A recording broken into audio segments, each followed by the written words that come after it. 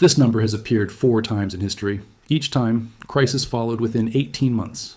John A.G., The Collapse Files. It just appeared again. Here's what it means. In 1981, the United States government could borrow money for 10 years at an interest rate of 15.8%, the highest level in American history. This was not because the government was at risk of default.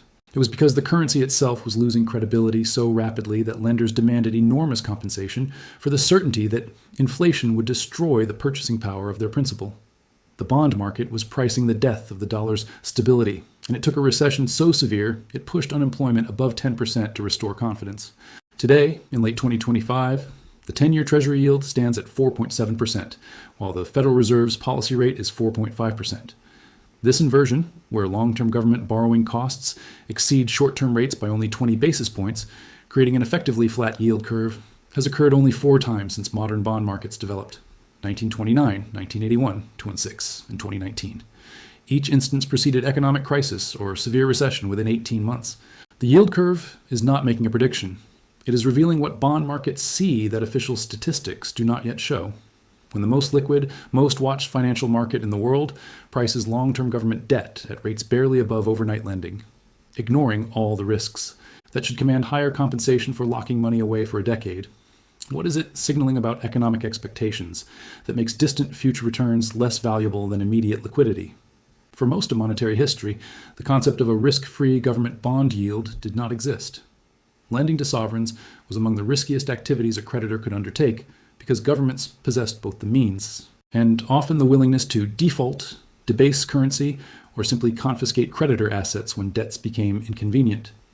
In medieval and Renaissance Europe, sovereign defaults were routine. The Spanish crown, despite controlling the richest silver mines in the world, defaulted on debts in 1557, 1575, 1596, 1607, 1627, and 1647. Each default wiped out creditors, primarily Italian and German banking houses, that had lent to finance Spain's wars and imperial ambitions. The interest rates demanded for lending to Spain reflected this default risk, often 20 to 40% annually for short-term loans, if credit was available at all.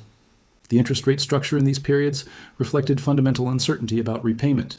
Lenders demanded higher rates for longer terms because more time meant more opportunities for war, plague, political upheaval, or simple royal caprice to prevent repayment. The yield curve, in the rare instances where it could be constructed from available loan data, was steeply upward sloping.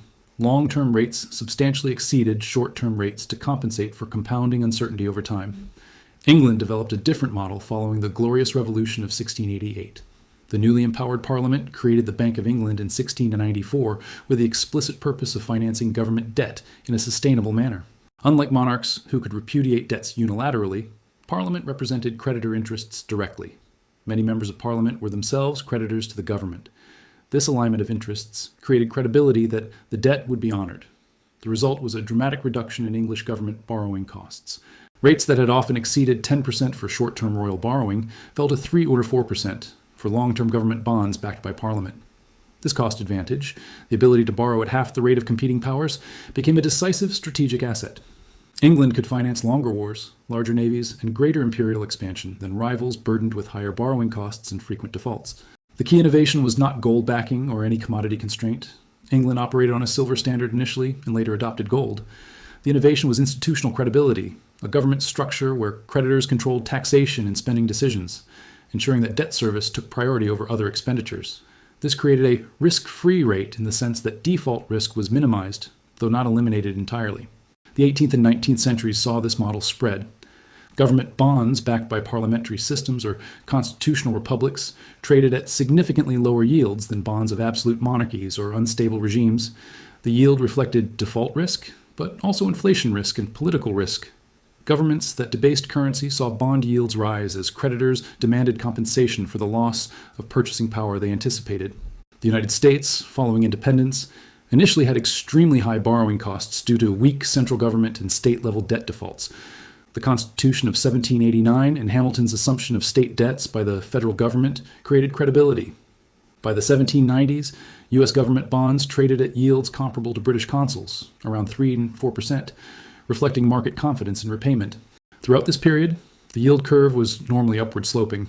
Lenders demanded higher compensation for longer-term loans because of the time value of money, Money today is more valuable than money in the future, uncertainty about future inflation or currency stability, and the compounding of default risk over time.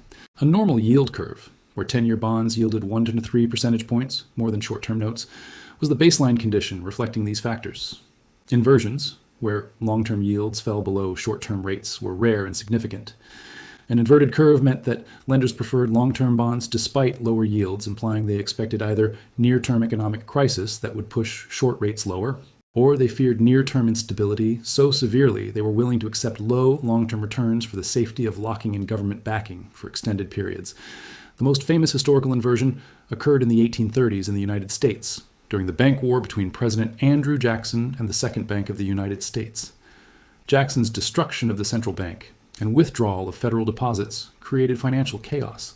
Short-term interest rates spiked as liquidity vanished. Long-term bond yields fell as investors fled to the safety of government bonds despite low yields. The inversion preceded the panic of 1837, a severe recession and banking crisis. The pattern established over centuries was consistent. Normal economic conditions produced upward-sloping yield curves where long-term rates exceeded short-term rates by predictable margins.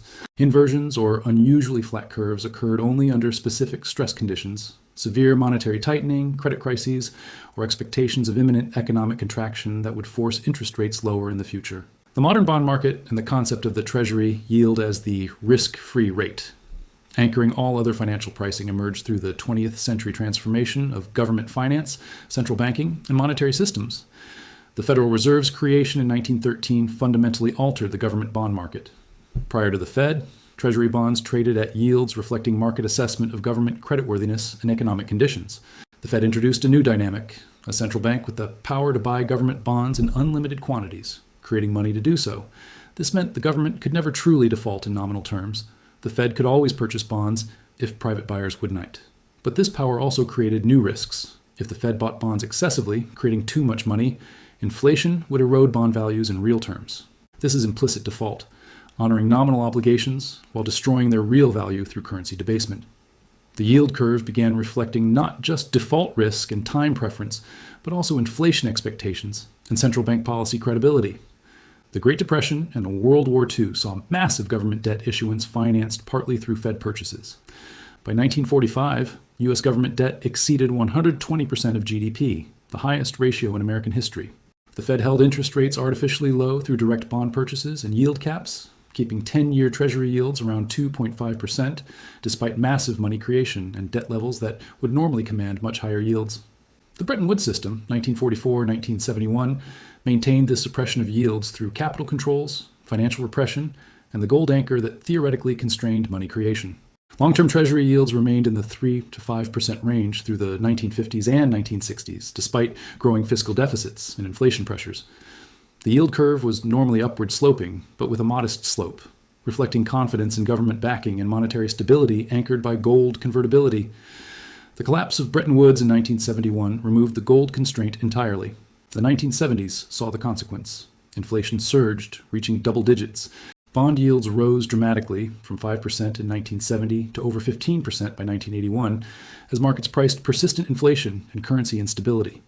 The yield curve inverted several times during this period as the Fed raised short-term rates aggressively to combat inflation, creating recessions in 1973-75 and 1980-82. The 1981 peak of 15.8% on 10-year Treasuries represented the maximum loss of confidence in dollar stability in the modern era. Fed Chairman Paul Volcker had to demonstrate absolute commitment to price stability by raising the Fed funds rate above 20% and accepting severe recession to break inflation psychology. The unemployment rate reached 10.8%, but the strategy worked. Inflation fell from 13% to 3% by 1983, and bond yields began a 30-year decline. From 1981 to 2012, the 10-year Treasury yield fell from 15.8% to below 1.5%, an unprecedented decline driven by falling inflation, increased central bank credibility following Volcker's success, and structural demographic and productivity trends that reduced natural real interest rates. The yield curve remained upward sloping during expansions and inverted briefly before recessions, 1989, 2000, 2006, as the Fed tightened policy. The 2008 financial crisis marked another regime change. The Fed cut rates to zero and began quantitative easing, purchasing treasuries and mortgage-backed securities at scale. The 10-year yield fell to 1.5% by 2012, the lowest level in U.S. history, as the Fed became the dominant buyer of government debt. The yield no longer primarily reflected private market assessment, it reflected Fed policy. This created a distortion. The yield curve's shape and level were determined more by Fed purchases and forward guidance than by private sector inflation expectations or growth forecasts. When the Fed announced it would keep rates at zero for extended periods and would purchase bonds aggressively, long-term yields fell below levels that private markets would have demanded. The curve flattened, the spread between short and long rates narrowed, because Fed policy suppressed long-term yields more than short-term rates. The 2015-2018 period saw the Fed attempt to normalize, raising short-term rates and reducing bond holdings. The yield curve flattened progressively as short rates rose from 0 to 2.5%, while long rates rose only modestly from 2 to 3%. By late 2018, the curve inverted, 2-year yields exceeded 10-year yields briefly, and the Fed quickly reversed course, cutting rates in 2019. Recession followed in 2020, though driven by the pandemic rather than purely economic factors. The COVID response saw even more extreme intervention. The Fed cut rates back to zero, purchased $120 billion monthly in Treasuries and mortgage-backed securities, and expanded its balance sheet from $4 trillion to $9 trillion. The 10-year yield fell to 0.5% in 2020, an all-time low. The curve was steep because short rates were zero and long rates, while suppressed, remained positive. But then inflation returned. Not the 2% central banks had struggled to achieve for a decade, but 8 to 9% inflation that forced policy reversal. The Fed raised rates from 0 to 5.25% in 18 months, the fastest tightening in 40 years. The yield curve inverted deeply in 2022-2023 as short rates rose above long rates. The 2-year yield exceeded the 10-year yield by as much as 1 percentage point, the deepest inversion since the early 1980s. This inversion persisted for over 2 years, from mid-2022 through late 2024, the longest continuous inversion in recorded history. Historically, inversions lasted months, not years, before either the Fed cut rates, causing recession, or the economy surprised to the upside, causing the curve to re-steepen naturally. The extended inversion suggested either that recession was approaching but delayed by unusual factors, or that the yield curve's signaling mechanism had broken due to structural changes in bond markets. By late 2025, the Fed has begun cutting rates from 5.25% to 4.5%, but the 10-year yield has remained stubbornly elevated at 4.7%. The curve has uninverted but remains nearly flat, only 20 basis points of spread between 2-year and 10-year Treasuries. This is the fourth occurrence of such a flat curve in modern history. 1929, 1981, 2006, and 2019 were the previous instances. Each time the curve flattened to this degree, where long-term yields barely exceeded short-term rates despite all the risks that should command term premium, severe economic disruption followed within 18 months. The mechanism is consistent. The curve flattens when bond markets expect near-term economic weakness that will force the Fed to cut rates sharply in the future, making current long-term yields at 4.7% look attractive, compared to expected future short-term rates of 2 to 3% or lower. The current Treasury yield curve configuration provides quantitative evidence of exceptional stress in bond market expectations and credit conditions. As of late November 2025, the yield structure is 3-month Treasury bill, 4.35% 2-year Treasury note, 4.45% 10-year Treasury note, 4.67% 30-year Treasury bond, 4.89%. The 10-year to 2-year spread is 22 basis points. The 30-year 10-year spread is 22 basis points. These are the flattest segments of the curve outside of inversion periods. The curve is not inverted currently, but it is flatter than 95% of historical observations dating to 1962 when complete yield curve data became available. To understand the significance, consider normal yield curve shapes. In a healthy expansion with moderate inflation expectations and normal monetary policy, the 10-year yield typically exceeds the 2-year yield by 150 basis points. This term premium compensates investors for inflation risk over a decade, interest rate risk, and the opportunity cost of locking funds for long periods. A spread of only 22 basis points means the market is pricing virtually no term premium. Investors demand almost no additional compensation for extending maturity from 2 years to 10 years. Historical instances of curves this flat have been rare and ominous. 1929, the yield curve flattened to near zero spreads in spring 1929 as the Federal Reserve raised rates to combat stock market speculation. Short-term rates rose above 6%, while long-term bond yields remained near 4%, creating an inverted or flat curve. The stock market crashed in October 1929, and the economy entered depression by 1930. The curve flattened because bond markets anticipated the Fed's monetary tightening would trigger economic collapse, forcing rates lower in the future. 1981, the curve flattened dramatically as Volcker raised short-term rates above 20% to combat inflation. Long-term yields reached 15.8%, but the curve was relatively flat because markets expected the extreme tightening would break inflation and necessitate rate cuts. Severe recession followed in 1981 to 1982, with unemployment exceeding 10%. The curve proved correct. Rates were cut sharply as inflation collapsed. 2006. The curve inverted in 2006 as the Fed raised rates from 1% to 5.25% following the 2001-2003 easing. Long-term yields remained near 5%, creating slight inversion. Markets anticipated economic slowdown would force rate cuts despite Fed confidence in continued expansion. The subprime mortgage crisis emerged in 2007. The Great Recession began in December 2007. And by 2008, the financial system nearly collapsed. The Fed cut rates to zero. Again, the curve's signal was validated. 2019. The curve inverted briefly in 2019 after the Fed raised rates to 2.5%. Long-term yields fell to 2%, creating inversion. The Fed quickly reversed course, cutting rates in late 2019. Recession followed in 2020, though triggered by the pandemic rather than the cyclical slowdown the curve may have been pricing. The current configuration as of late 2025 matches these historical precedents. The curve is nearly flat, despite the Fed having already begun cutting rates from the 5.25% peak. Normally, when the Fed cuts rates, the curve steepens. Short rates fall faster than long rates, widening the spread. The fact that the curve remains flat despite Fed cuts suggests long-term yields are staying elevated due to factors the Fed cannot control through policy rate changes. Those factors appear to be inflation persistence. Core inflation remains above 3.5% despite Fed rate increases and recent cuts. Bond markets are pricing continued inflation risk, requiring higher long-term yields to compensate.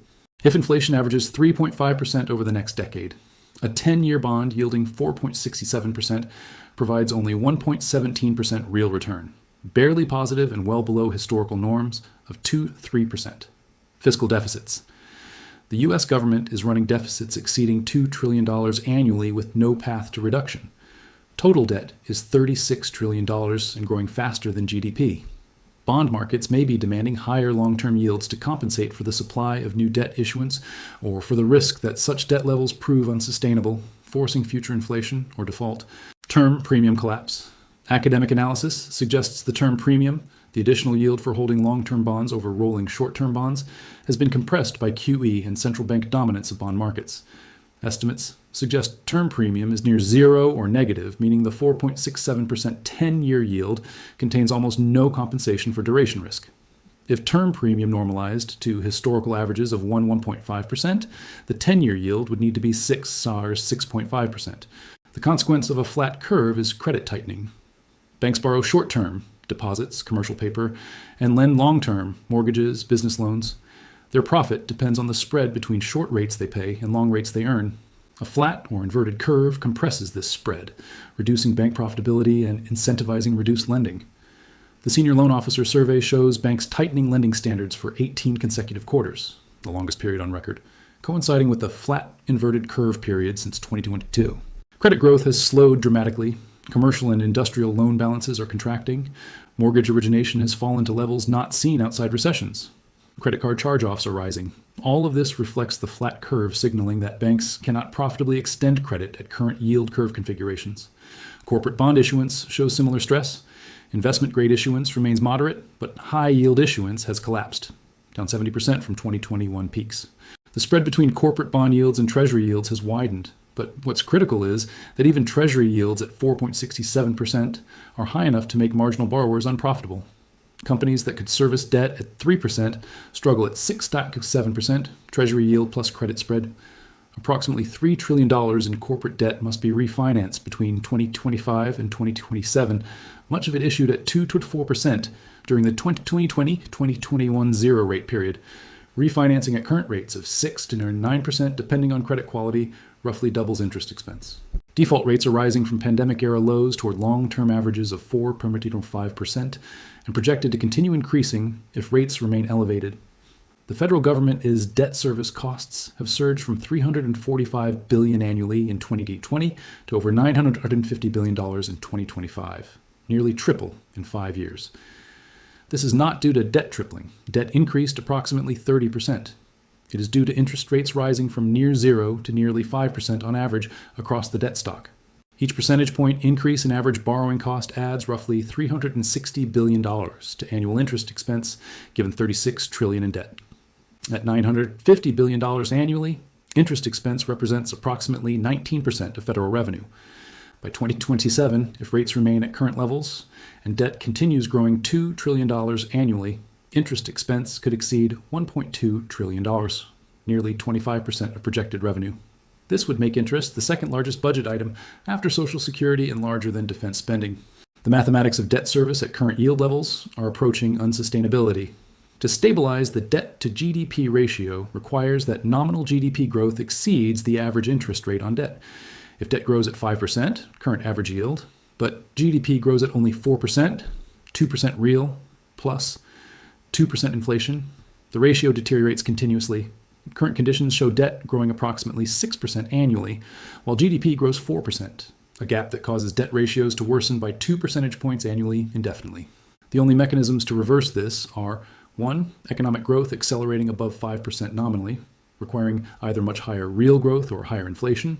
2. Interest rates falling below growth rates, requiring Fed intervention to suppress yields.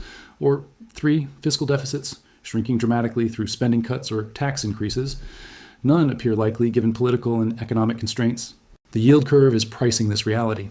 The flat curve with 10-year yields at 4.67% is signaling that bond markets expect neither growth acceleration nor successful deficit reduction.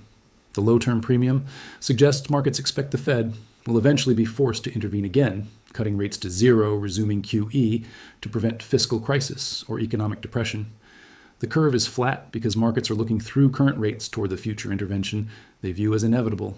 The Treasury yield curve's current configuration is not an isolated data point. It is a signal emerging from the intersection of fiscal mathematics, monetary policy constraints, and credit market stress that collectively reveal late cycle dynamics.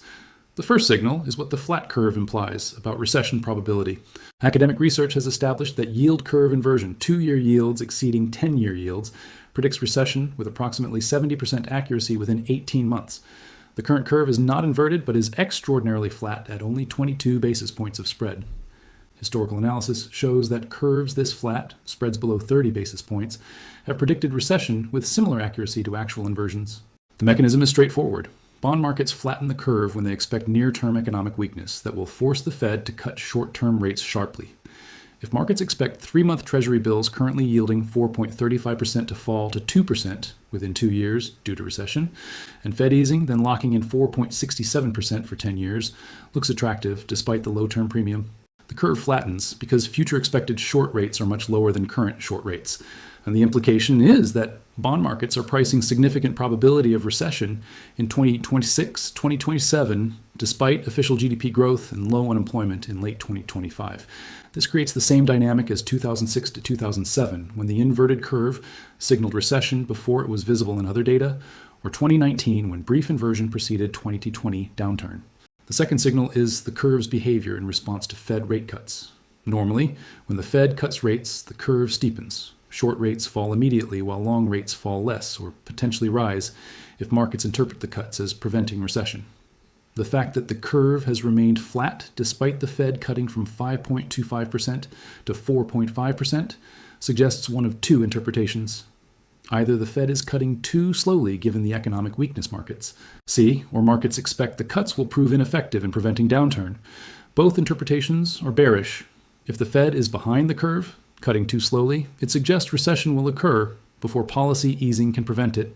If cuts are ineffective, it suggests structural problems beyond what monetary policy can address. Either way, the flat curve despite easing suggests the tightening cycle that began in 2022 has already inflicted damage that rate cuts cannot quickly repair. The third signal is found in credit spreads overlaying the Treasury curve.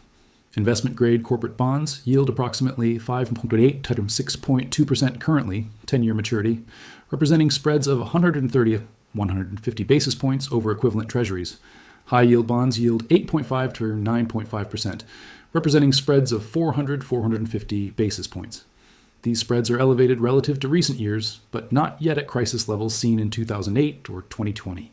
However, The combination of elevated Treasury yields and elevated spreads creates absolute borrowing costs that are prohibitive for marginal borrowers. A company refinancing 10-year debt at 9% when it originally issued at 4% sees interest expense more than double. Cash flow that barely covered 4% interest is insufficient for 9%. The company must either reduce operations to free cash for debt service, raise equity, diluting shareholders, or default. The signal is that the bond market is bifurcating. Strong credits can still access funding, though at elevated cost, while weak credits are shut out entirely. This credit rationing precedes broader economic contraction as marginal companies fail, employment falls, and spending contracts.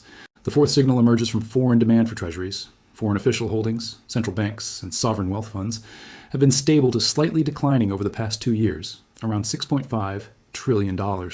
This is occurring while the U.S. government issues approximately $2 trillion in new debt annually. Foreign buyers are not absorbing new issuance proportionally, meaning domestic buyers, banks, asset managers, households, must absorb more or yields must rise to attract sufficient demand. The Fed itself has been reducing holdings as quantitative tightening allows bonds to mature without replacement.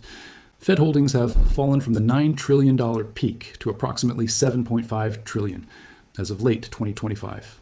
This means the private sector must absorb both new issuance and the bonds rolling off the Fed's balance sheet. The yield curve is flat because markets are pricing the reality that this absorption requires higher yields than would be necessary if the Fed were still buying. Simultaneously, foreign central banks have been diversifying away from dollars and treasuries, not dramatically, but persistently. Dollar reserves as a percentage of global reserves have fallen from 71% in 2000 to 58% in 2024. Gold purchases by central banks have accelerated, exceeding 1,000 metric tons annually in 2022 and 2023.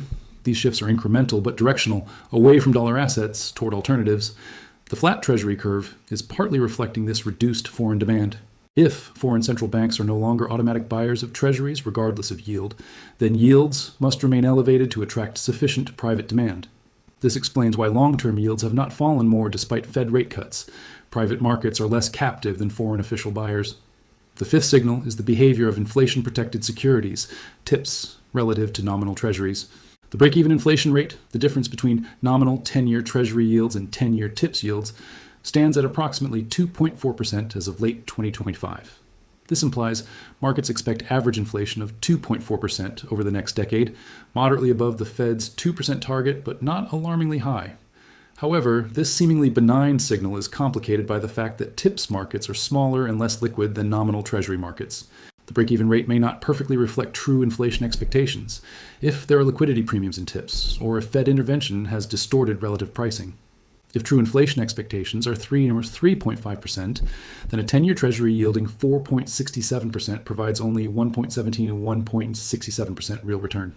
This is below the historical average real yield of 2 to 2.5%, suggesting either that bond markets are mispricing inflation risk or that real yields are being suppressed by structural factors like demographics or excess global savings seeking safe assets. The flat curve is consistent with suppressed real yields and elevated inflation expectations.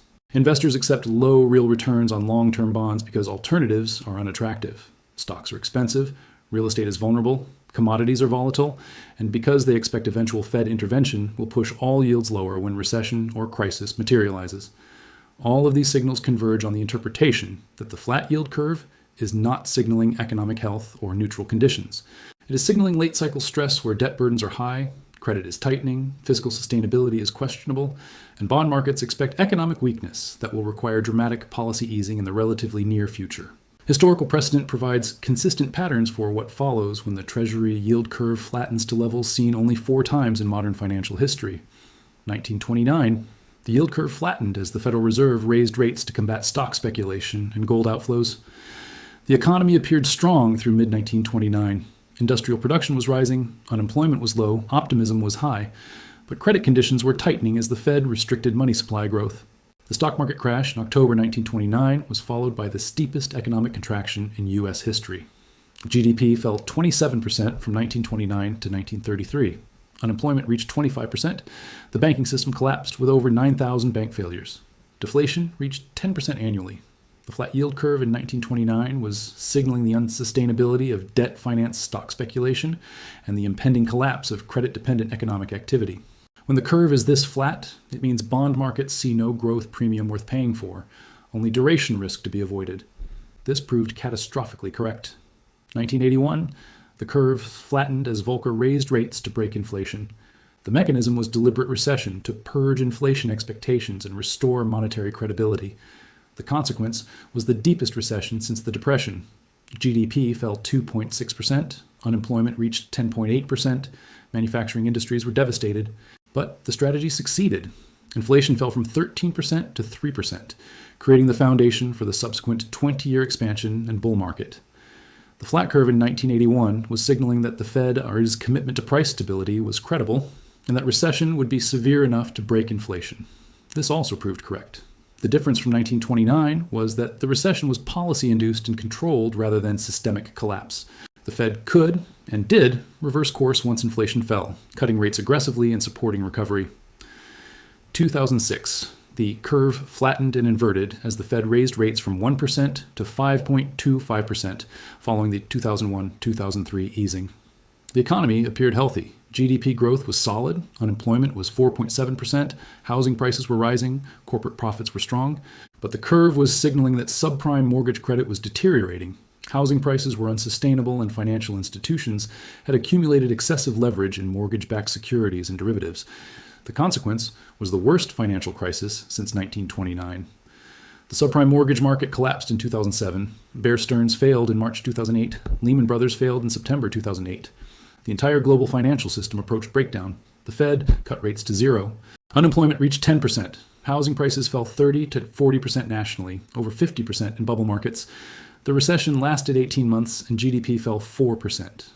The flat curve in 2006 was signaling that credit-fueled growth was unsustainable and that the Fed's rate increases would trigger unwinding of excessive leverage. This proved correct, despite widespread skepticism at the time. Most economists in 2006 expected soft landing with modest slowdown. 2019. The curve inverted briefly in 2019 after the Fed raised rates to 2.5% and began quantitative tightening. The economy appeared solid but slowing. GDP growth was moderate. Unemployment was at 50-year lows near 3.5%. The curve inversion prompted the Fed to quickly reverse course, cutting rates 3 times in late 2019. Recession followed in 2020, though driven by the pandemic rather than purely cyclical factors. The interpretation of the 2019 curve signal is more ambiguous. It may have been signaling underlying economic weakness that would have manifested as recession in 2020, 2021, even without the pandemic. Or it may have been signaling financial market fragility that required Fed easing to prevent stress. Either way, recession followed within 12 months of the inversion, consistent with historical patterns. Current conditions in late 2025 resemble the pre-crisis periods of 2006 and to some extent 1929. The economy shows surface strength, low unemployment, positive growth, corporate profits. But underneath, credit conditions are deteriorating, debt levels are extreme, and the sustainability of current growth rates is questionable. The specific vulnerabilities are commercial real estate, office and retail property values have fallen 30-50%. But much of the debt against these properties was underwritten at peak valuations and has not yet been marked down or defaulted. Approximately $1.5 trillion in CRE debt matures 2025-2027, requiring refinancing at higher rates against lower property values. This will force losses on banks, insurance companies, and CMBS investors. Corporate debt maturity wall. $3 trillion in corporate debt matures 2025-2027, requiring refinancing at rates roughly double original issuance. Marginal companies will default. Even healthy companies will face higher debt service costs that reduce profits and investment. This will slow growth and increase unemployment. Household credit stress. Credit card charge-offs are at 5.2%, highest outside recession since 1991. Auto loan delinquencies are at 6.1%. Student loan repayment resumption after pandemic pause is creating payment shock for millions. Household debt service burdens are approaching 2007-2008 levels. Consumer spending, which represents 70% of GDP, is vulnerable to contraction if labor markets weaken. Fiscal unsustainability, interest expense is approaching $1 trillion annually and rising. At 19% of revenue currently and heading toward 25%, debt service crowds out all other spending or requires deficit expansion that worsens the problem. There is no political path to the $2 trillion in deficit reduction required to stabilize debt ratios at current interest rates. This creates tail risk of fiscal crisis if bond markets lose confidence. Monetary policy constraints. The Fed has cut rates from 5.25% to 4.5%, but has limited room to cut further before hitting zero. If recession materializes, The Fed has perhaps 400 basis points of conventional easing capacity before requiring unconventional measures. QE, forward guidance, negative rates. This is far less ammunition than in previous cycles, when the Fed started tightening cycles with policy rates at 5 to 6% and could cut 500 plus basis points. The flat yield curve is pricing some combination of these vulnerabilities materializing. The fact that long-term yields remain near 4.7%, despite Fed cuts, suggests bond markets see limited room for rate normalization before recession or crisis forces zero rates and renewed QE. The curve is flat because the difference between 4.5% short rates now and expected 0 to 2% short rates in the future is approximately offset by the 4.7% locked in on 10-year bonds. If historical patterns hold, and they have held with remarkable consistency, the flat curve will be followed within 18 months by recession or financial stress severe enough to force aggressive Fed easing and potentially fiscal intervention. The timing is uncertain, but the pattern is clear. The consequence for investors, savers, and economic participants is that positioning for late cycle dynamics becomes prudent, reducing exposure to credit-sensitive assets, maintaining liquidity, considering inflation hedges for the eventual policy response to recession, and recognizing that official narratives of economic health may lag market signals by quarters or years as they did in 2006-2007. In 1981, the Treasury yield curve flattened to levels where long-term bonds barely yielded more than short-term rates despite 13% inflation raging. The signal was clear. Bond markets expected Volcker's rate increases would break inflation through severe recession, making current long-term yields at 15% look attractive compared to the much lower yields that would prevail after inflation collapsed. The signal proved correct. Recession came, inflation broke, rates fell sharply. Today's flat curve, 10-year yields at 4.67% versus 2-year yields at 4.45%, delivers a similar signal in different context. Bond markets are pricing near-term economic weakness that will force the Fed to cut rates towards zero, again, despite currently starting from 4.5%. The curve is flat because markets see through current conditions toward the recession or crisis that requires dramatic easing. This configuration has appeared only 4 times in modern financial history: 1929, 1981, 2006, 2019. Each instance preceded severe economic disruption within 18 months. The curve does not cause the disruption. It reveals what credit markets and bond investors see that official economic data does not yet show. The signal is reinforced by the context: 18 consecutive quarters of bank lending standards tightening, commercial loan balances contracting $127 billion, corporate debt maturity wall of $3 trillion at double previous interest rates, fiscal interest expense approaching $1 trillion annually, credit card charge-offs at 5.2%, and commercial real estate values down 30-50%. This is not prediction. This is pattern recognition based on quantitative evidence and historical precedent. Every time the curve has flattened to current levels, economic contraction has followed. Not because the curve has mystical predictive power, but because the curve reflects what happens when debt burdens are high, credit tightens, and the cost of servicing obligations exceeds the economy's capacity to generate growth. The mathematics are straightforward. Total debt at 360% of GDP cannot be serviced at 5% average interest rates when nominal GDP grows at 4%. The gap causes debt ratios to deteriorate indefinitely until something breaks. Either growth accelerates dramatically, rates fall sharply, or defaults purge the debt through losses. The bond market is pricing the second option. Rates will fall sharply because economic weakness will force them down. The flat curve means investors are willing to lock in 4.67% for a decade because they expect much lower rates in the future when recession materializes and the Fed responds. This is the 4th occurrence of this signal in a century. The previous 3 preceded the Great Depression, the 1981-1982 recession, and the 2008 financial crisis. The pattern does not guarantee identical outcomes. Each crisis had unique characteristics and triggers. But the pattern does establish that when the bond market prices long-term government debt with almost no term premium above short-term rates, it signals expectations of near-term economic disruption severe enough to force dramatic policy easing. The warning is not subtle. It is not hidden in obscure data. It is visible in the most liquid, most watched financial market in the world, the U.S. Treasury market. The curve has appeared in this configuration only 4 times in history. Each time, severe economic stress followed within 18 months. The signal has been sent. Whether it will be heard is another question entirely.